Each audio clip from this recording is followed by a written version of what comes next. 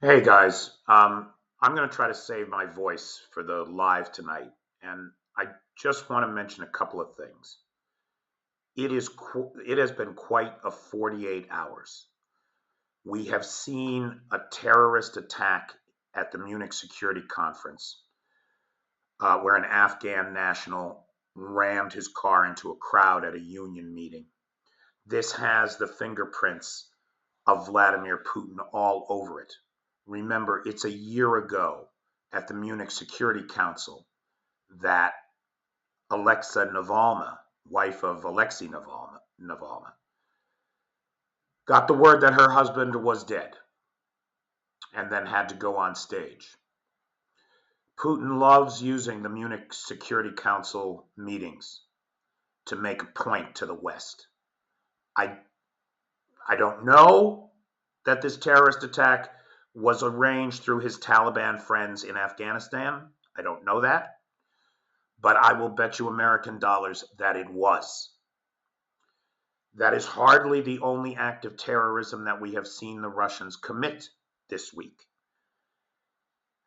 Just last night, we had a drone fly into the containment sarcophagus of Reactor 4 at Chernobyl.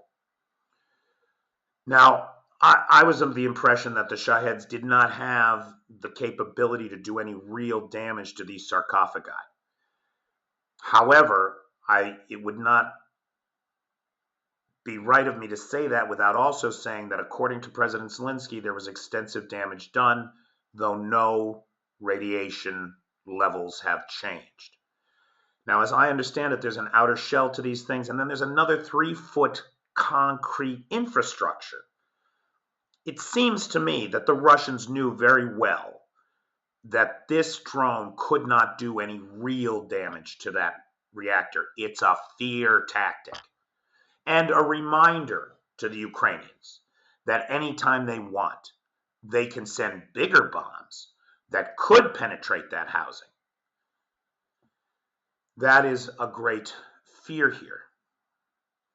We have seen the reaction of the Europeans to the Trump administration's clear betrayal of Ukraine, and the Ukrainians reject the rare earth minerals deal that the Treasury Secretary put before Zelensky. Now, it's been quite a 48 hours as Trump and Putin in their ivory towers slice up the world without concern for what the world thinks. And it is reminiscent of another time in our history, the time, for me, of my grandparents. Probably for people younger, their great-grandparents, World War II, right? Now, I want to quote here from former Secretary of Defense for Great Britain, Sir Ben Wallace, who warned of a stench of appeasement over Ukraine after Donald Trump and Vladimir Putin held their secret talks where America just said, yeah, you're right, Vlad. They'll never win it back to the 1991 territories. You should keep Crimea and the Donbass. With no input from the Ukrainians. In which Trump said to Putin, you're right, Vlad. They should never be in NATO, and that'll be our policy too. Giving away, contrary to what his ghostwriter wrote in Art of the Deal 40 years ago, giving away the biggest cards in his hand right off the bat. And keeping a 2 and a 3. Now, I want to read what Sir Ben Wallace said in comparing this moment to 1938 and the Munich Security Council of 1938. What a shame, then, that this year's gathering seems set to mirror the disastrous conference of 1938, where the continent stood blind in the face of Hitler's duplicity. The stench of appeasement is once again returning to Munich. After Neville Chamberlain returned to Britain. This is still quoting Ben Wallace. I am not this bright.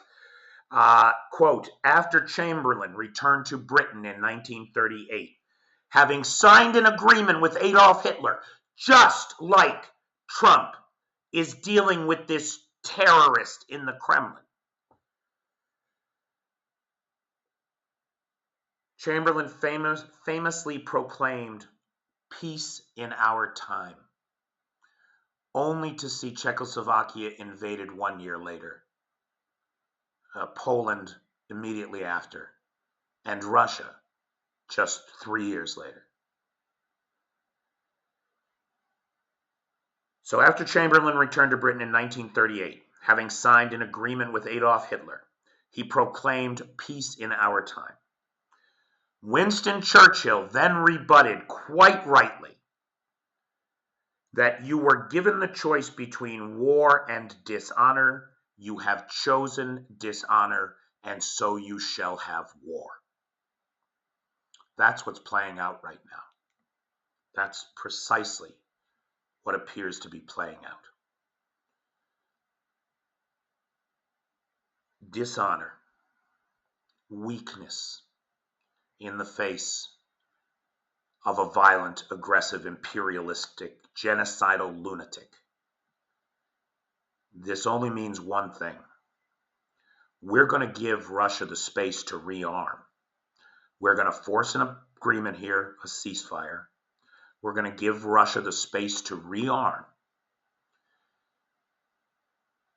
And if Zelensky doesn't bend over for Trump on that rare earth minerals deal, the whole idea of boots on the ground in Ukraine could take on a completely different meaning that will forever be a black spot on the soul of the United States of America. This is an extraordinary time we are living in. Do not despair. Do something. Do something. Thank you.